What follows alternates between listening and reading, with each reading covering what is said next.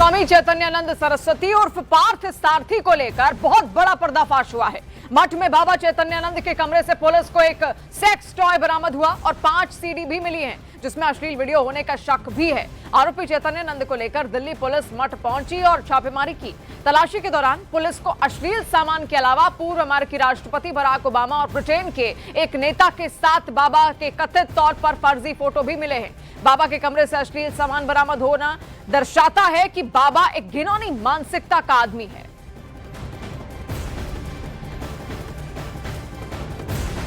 तो छापेमारी लगातार यहां पर चल रही है और जितनी भी बाबा से जुड़ी हुई चीजें हैं उनको बरामद करने की पूरी कोशिश यहां पर है। और ऐसे में देखिए बाबा से पूछताछ भी यहां पर हो रही है। लेकिन आप सोचिए, भगवा रंग का चोला पहनकर ये किस तरीके का ढोंग करता था, छात्राओं को कैसे उनको जबरन उनके साथ किस तरीके से इसका बर्ताव रहता था और बाकायदा उनको विदेश ले जाने के चक्कर में उनको लालच देता था। और देखिए अब जब उसके कमरे की तलाशी यहां पर हुई तो कई सारी फर्जी फोटोग्राफ्स वहां पर मिली, जिनके दम पर ये अपनी धौंस यहां पर जमाता हुआ दिखता था और खुद को कहता था कि उसके पास किसी और देश की भी नेशनैलिटी है। और ऐसे में ये जबरन उन छात्राओं को परेशान भी करता था।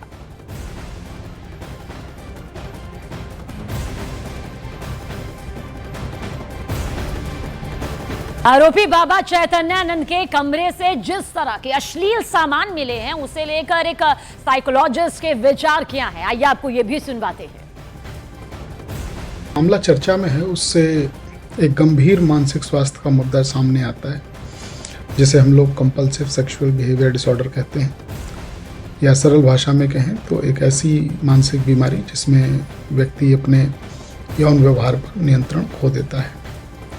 ये एक प्रकार का मानसिक विकार है जिसमें व्यक्ति बार बार जबरदस्ती यौन विचारों, कल्पनाओं और गतिविधियों में उलझा रहता है। अगर ये पूछें कि ये कैसे विकसित होता है तो बचपन के ट्रॉमेटिक सेक्सुअल एक्सपीरियंसेस का कंट्रीब्यूशन हो सकता है।